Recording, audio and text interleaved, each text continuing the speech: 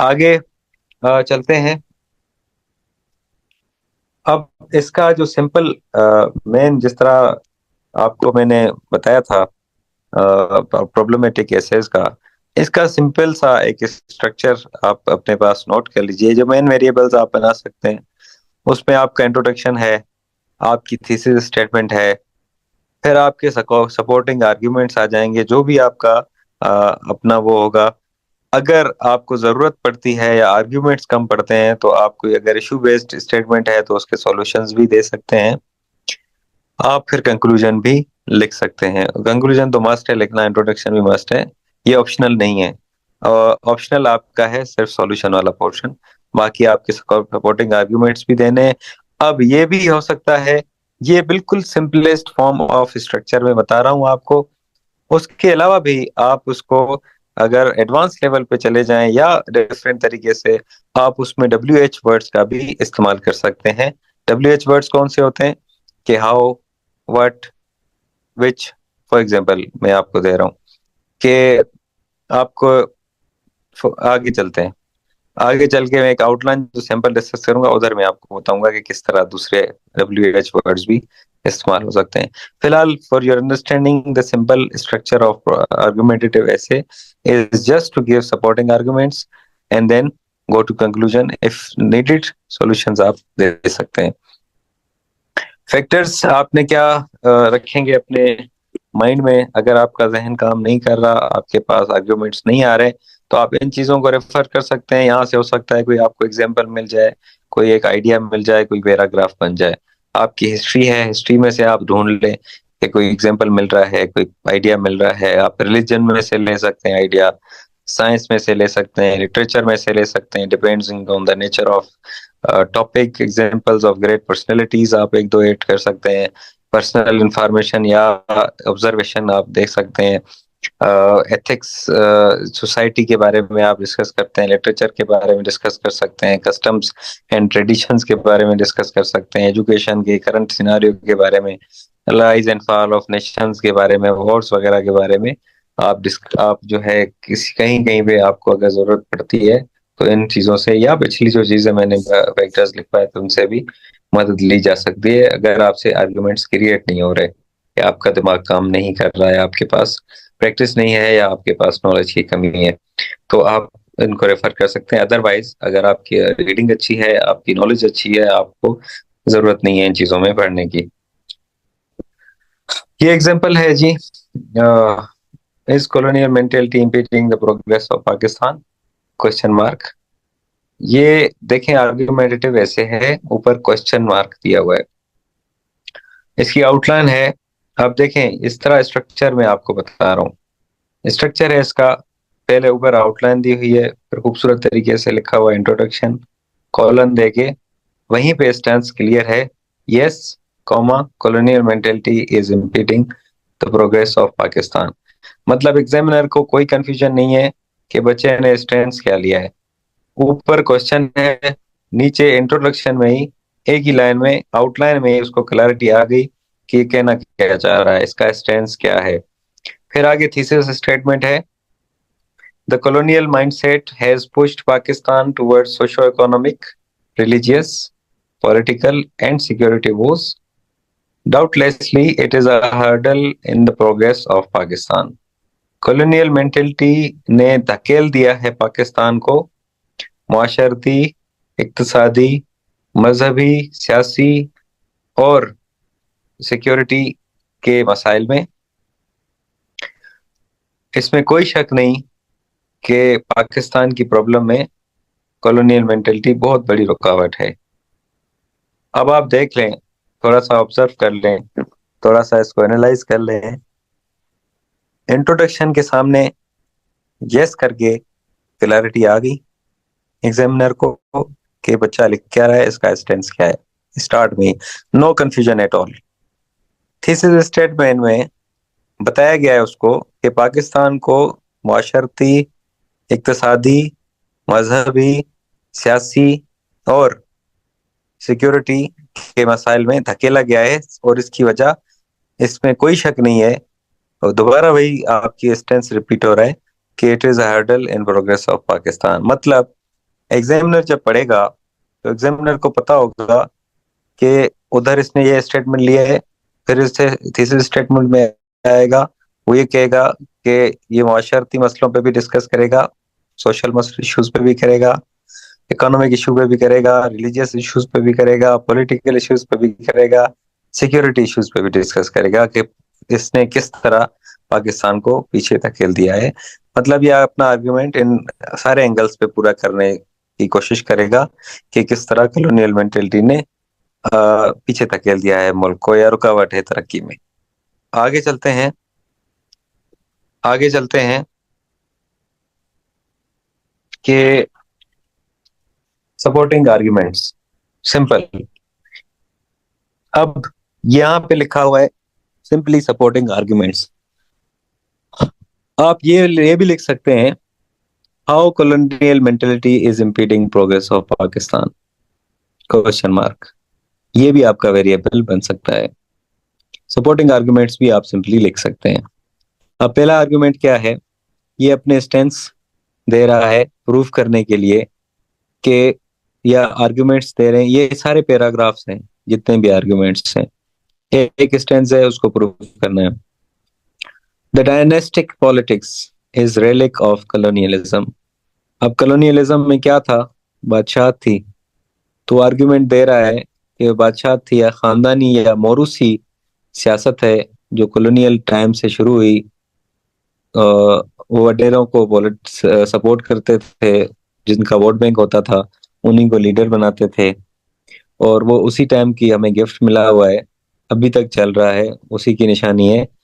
तो वो अभी भी आप देख लें कि हर पार्टी में पॉलिटिक्स इसी तरह का सिस्टम चल रहा है, कुछ सिवाय कुछ को छोड़ के। तो ये कॉलोनियल मेंटेलिटी की वजह से है। British post planted the tree of corruption. अब ब्रिटिश ने क्या किया था कि जब आपका फ्यूडल्स को आपको आगे लेके आए थे, या इलेक्टेबल्स को आप लेके आते थे, जिस तरह मुस्लिम लीग थी, जिस तरह कांग्रेस बनी हुई थी, अगर आप पीछे चले जाएं सब कॉन्टिनेंट में, तो उनके जितनी भी लीडरशिप थी मेनली वो एक तो बहुत ही अमीर क्लास के लोग थे और मरूसी सियासत करने वाले लोग थे, और उनको जो करप्शन करते थे उस पे ब्रिटिश सिर्फ अपना राज जमाने के लिए करप्शन पे आंखें बंद कर लेती थी। तो अब तब से चल रही है, अभी तक चल रहा है काम, सेम सिस्टम चल रहा है। फिर आप देख लें उस टाइम फाटा था, अभी तो केपी के सारा मर्ज हो गया है। Balochistan and FATA are seen through strategic lenses. अब बलूचिस्तान को और फाटा को वहां पे अंग्रेज ने क्या किया था। अब Balochistan and FATA are still seen through strategic lenses. अब बलूचिस्तान और फाटा उस टाइम भी अंग्रेज के दौर में मिलिटराइज्ड थे, ऑपरेशन चलते थे, क्योंकि बॉर्डर एरियाज थे, और इधर लड़ाकू लोग थे, पठानों को, केपीके वालों को या फाटा वालों को इस्तेमाल करते थे बफर स्टेट के तौर पे। और फिर इसी तरह बलूचिस्तान में भी मसाइल ही मसाइल चलते थे, लड़ाई झगड़ा चलता था, सिक्योरिटी लेंसेज से पॉलिसी बनती थी। आज भी वही हालत है, वहां पे अभी भी टीटीपी एक्टिव है, यहाँ पे अभी भी बीएलए और इस तरह की ऑर्गेनाइजेशन। तो ये देखें कि जो उस टाइम सिस्टम चल रहा था तकरीबन उसी तरह का सिस्टम अभी भी चल रहा है, जिसकी वजह से प्रोग्रेस नहीं हो रही। Criminal justice system versus panchayat और जिरगा सिस्टम। अब क्रिमिनल सिस्टम देख लें, आपका जस्टिस सिस्टम ऐसा है कि अ, बंदा मर जाता है, और मरने के बाद उसका फांसी चढ़ जाता है। फांसी चढ़ने के बाद दूसरी अदालत उसको हुक्म देती है कि वो बंदा बेकसूर था। आपकी अदालतों का ये सिस्टम है। क्रिमिनल जस्टिस सिस्टम में आपका, अगर क्रिमिनोलॉजी के स्टूडेंट्स हैं या आपका पुलिस से कोई वास्ता है, अब क्रिमिनल जस्टिस सिस्टम में कोर्ट भी आती है, प्रोसिक्यूशन भी आता है, और पुलिस भी आती है, और सारी चीजें आती हैं ये। अब जस्टिस सिस्टम जो है सारा आवे का आवा बिगड़ा हुआ है। अभी भी हम सीआरपीसी और पीपीसी जो पढ़ रहे हैं वो अंग्रेज के दौर का पढ़ रहे हैं। तो चले, वो तो अलग बहस है। दूसरा, पंचायत सिस्टम और जिरगा सिस्टम। पुराने दौर में पंचायत सिस्टम चलता था, जहाँ पे हिंदू के जो पंडित होते थे पंचायत में फैसले करते थे, या मुसलमानों के सरदार वगैरह होते थे फैसले करते थे। अभी भी जरगा सिस्टम चलता है, आप देख लें सिंध के कबायली इलाकों में देख लें, बलूचिस्तान में जरगा सिस्टम है, केपीके में जरगा सिस्टम है, पंजाब में, साउथ पंजाब में आप जाके देख लें, यही सिस्टम चल रहा है, जिसकी वजह से क्रिमिनल जस्टिस सिस्टम इतना नहीं फूल पाया, और आपकी जो है प्रोग्रेस में कमी आ रही है, रुकावट हो रही है।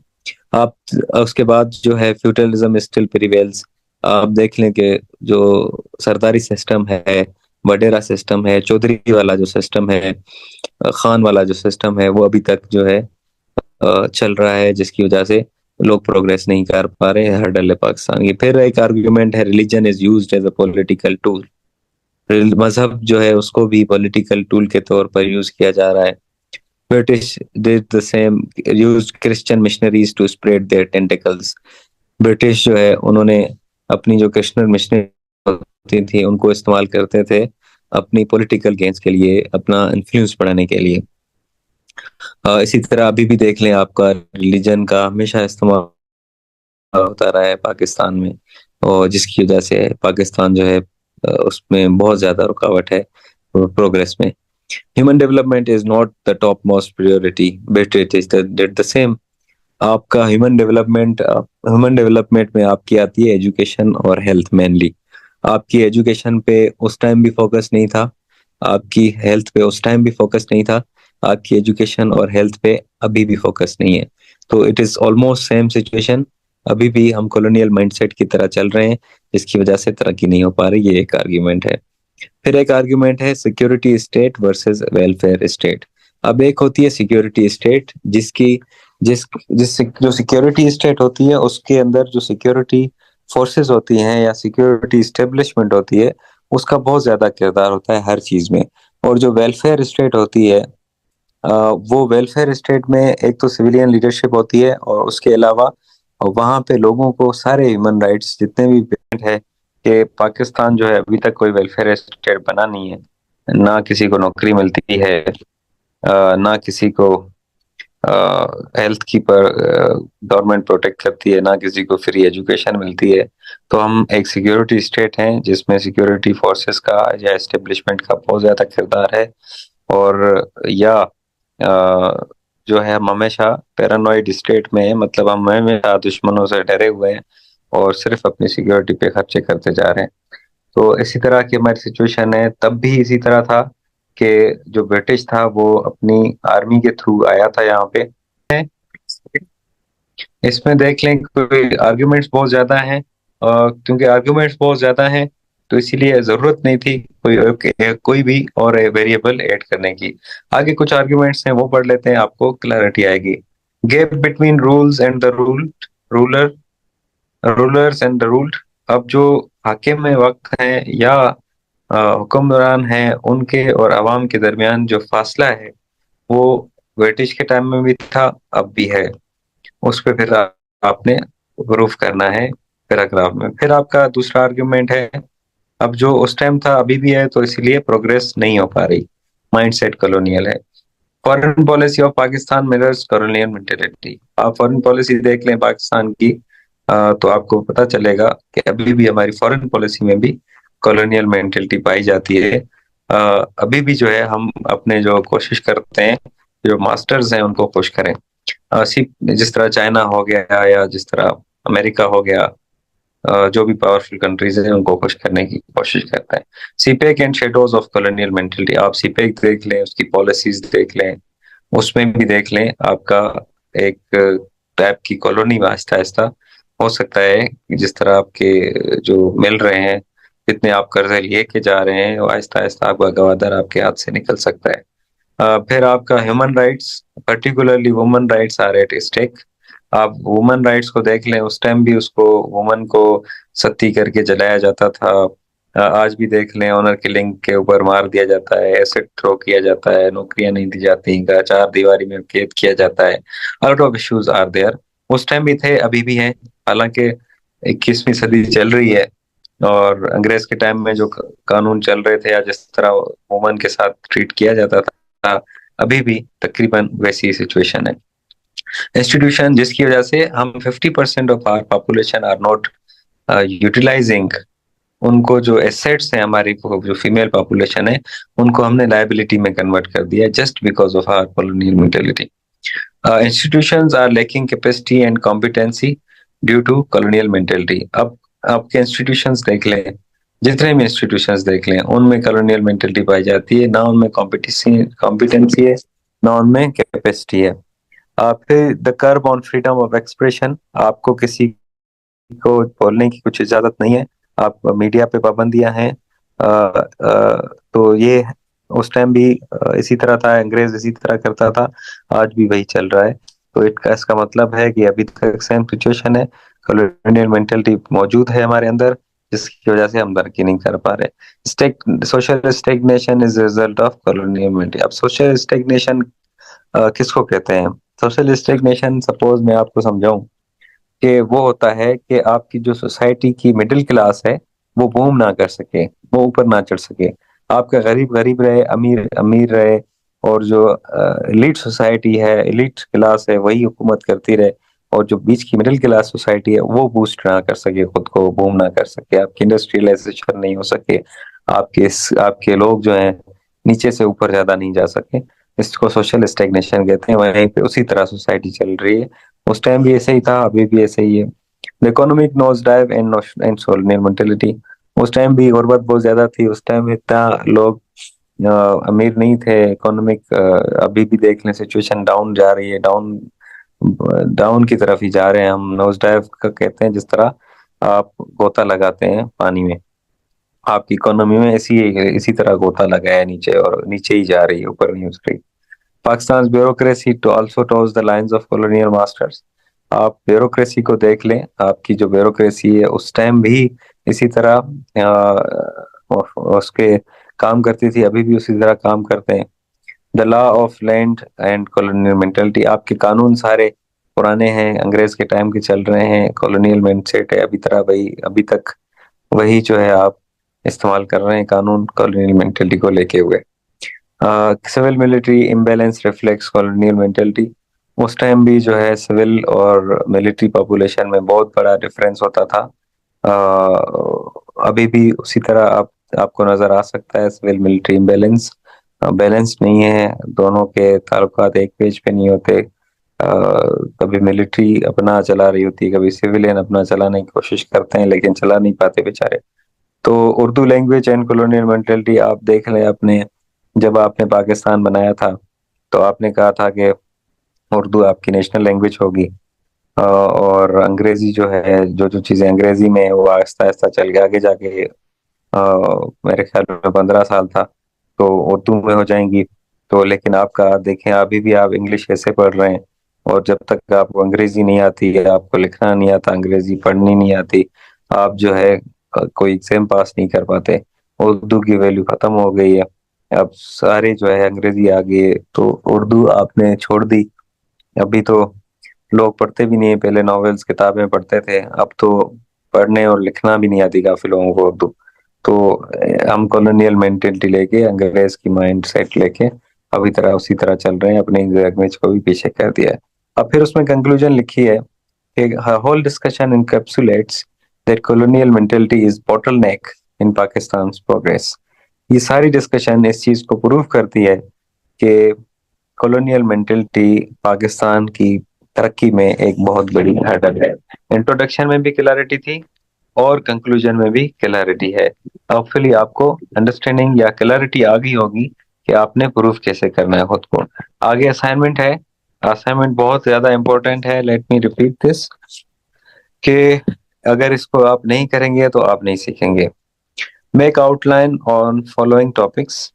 Number 1, can woman be equal to man in Pakistan, question mark. क्या औरत मर्द के बराबर हो सकती है पाकिस्तान में, question. Economy not politics is की टू सक्सेस, ये आप फुल स्टॉप। आपकी इक्तिसादी तरक्की या आपकी सियासत आपकी कामयाबी में एक अहम किरदार, आपका मतलब आपका मुल्क। इंफॉर्मेशन टेक्नोलॉजी अ बून और अ बैन, क्वेश्चन मार्क। इन पे आपने आउटलाइन बनानी है, और आप अगर मुश्किल लग रहा है तो इन तीन में से किसी भी दो पर आपने आउटलाइन बनानी है और तीन पैराग्राफ लिखने हैं किसी भी एक आउटलाइन में से।